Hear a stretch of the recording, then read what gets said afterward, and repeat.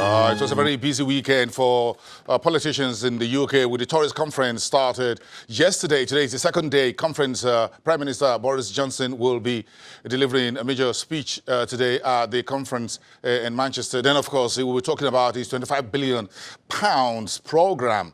What is all of this in this money? And a very big business week for Brexit. Julian Olayenka, my colleague from our London studios, is bright and early this morning in the studios. Juliana, good morning. Welcome to the show. Let's put the vehicular traffic and all of that between Lagos and London. Let's put it behind us. We all got spend more time in traffic this morning than expected.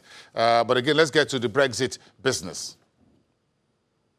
Morning, Bosun. We made it, and I must say, Brexit, but it's just the B in business, the B in Boston, the B in Brexit. We're supposed to be departing on the 31st of October, so from tomorrow, the countdown will be on. And it seems as if there are three options, really. Either an illegal departure, an extension, which Boris Johnson said he'd rather be dead in a ditch than ask for, or we actually find a deal. Now, there are people close to the EU, those who have been following this story relentlessly, and they do believe that Boris Johnson is trying to find a deal. Now, of course, if you're 50% of Britain who don't want to leave, you won't want to hear that, and you probably don't think it's true. But there are some who say, when he came in July full of bravado and saying that, come what may, we will be tough and we will deliver, his stance seems to have changed. I would say, coming from the EU's perspective, the only issue that they're having with the UK is that the negotiations are not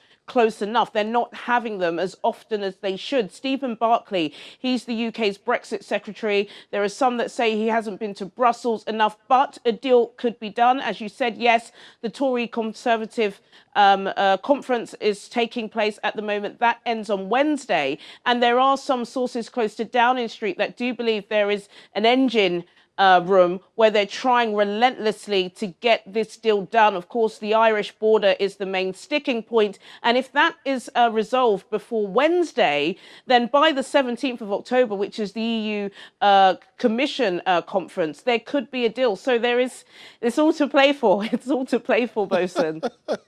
I know, between Britain and Brussels, quite a very difficult time there, the brickbats, as it were. So where is this £25 billion in the entire conversation?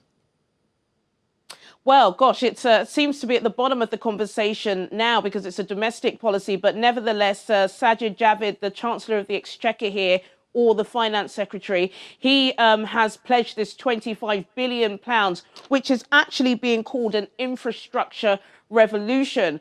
Most of the money will be used in the southern part of the United Kingdom, which is England. They're trying to upgrade about 15 motorways, making them more high speed and connected into London. They're also thinking of spending over £250 million on public transport. They want to use more electric vehicles, so less pollution and less energy being spent. And so that's kind of where they're going. Also, as well, as part of this revolution the Conservatives want to bring to the UK, they're also going to be spending £5 billion on taking the internet and fast-speed broadbands to areas that really struggle to get 4G. So this is what they're trying to do. Of course, Sajid Javid announced this all very early this morning, but it has been, of course, overshadowed by Brexit. And Boris Johnson has some personal issues going on in the press at the moment. But good story. Labour, of course, the opposition party, say this is just rehashed old Tory tricks, trying to get the voter to come to their side. I'm sure as you sit down in the City of London, this must have come to you as a surprise over the weekend that the US is finding ways, according to news sources, to try and limit the Chinese influence on Wall Street. I'm not too sure how we came up with this idea that perhaps Chinese companies would start getting delisted from the U.S. markets. The NASDAQ, as we got a story via CNBC this morning, saying they're putting restrictions and tightening controls around small Chinese companies who are doing initial public offerings in the U.S. space. So do you think, is there any idea that if push comes to shove, perhaps these Chinese companies could be heading for London?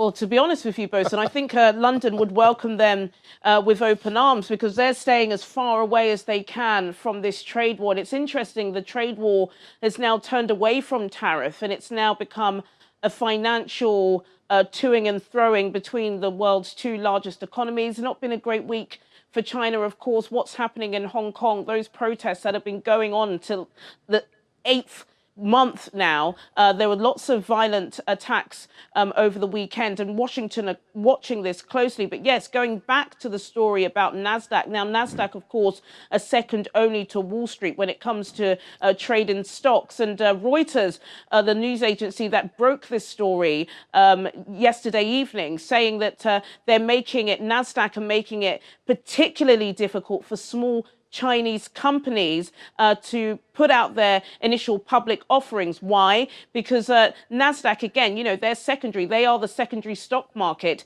And they have found, this is what they're citing, that they have found that a lot of these small firms are using Chinese money to big up their company, rather using US investors. And how does NASDAQ grow from US investors? And we know that Donald Trump does talk about US first. So it's a particularly interesting story. We haven't heard anything yet from China, but, you know, they did quote a lot of sources, and a lot of the execs and the people inside NASDAQ are saying that this is a deliberate push from the US to push back China. So yes, developing story, and I'm sure it will affect the stock market later in the week. Yes, Juliana, I picked that up this morning on Bloomberg, and I couldn't believe my eyes and my ears that the trade tariff over agricultural products or what have you suddenly become a financial market. But again, I think we got a very nice warning this morning on that. Thank you so much. We need to follow this story through, everyone. Thank you so much, Juliana. I'll see you in the afternoon on Business Incorporated, 1:30 Nigerian time. Juliana Olayinka, my colleague from our studios in London. As you have heard earlier on the program, the fixed income market is where the party had been mostly for the Nigerian market so far this year. It's been a very decent year. As we speak, Treasury bills yield is averaging about 13.5% on Nigerian Naira papers. That's the bonds listed locally. That's close to 14%. So it's all been nice and good for those. If you look at the flip side of that, which is the stock market, we're down about 12% year to date. Inflation, your inflation reading about 11%. You know where to put your money, as it were. But again, the stock market is keep looking for better days ahead. But let's check in with the FMDQ, where Femi Ogudimo of Access Bank is scheduled to join us for this conversation to look at the current trading week. But if you just show you in summary how we finished off on Friday, it's a very red-hot Friday at the Treasury bills market via the FMDQ. More than 220 billion Treasury bills were traded on Friday.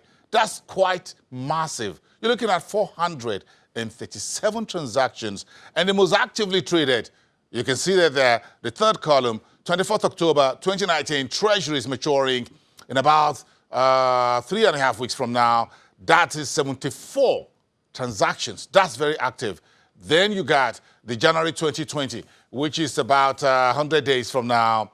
That is your 23rd January 2020, 12.56 discount high, 45.75 billion Naira. That's about all.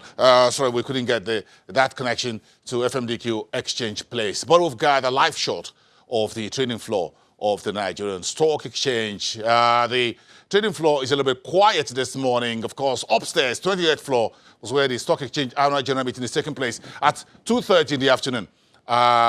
The oldest member of the Nigerian Stock Exchange, 100-year-old Pa Akitola Williams, will be ringing the closing bell. And the gong is just there, right there. You can see that in the shot. Thank you, folks, my cameraman down there. So it's a bit quiet Monday morning, but it's going to be a gog with a jolly good fellow for Pa Akitola Williams at 2:30. That's about all for today.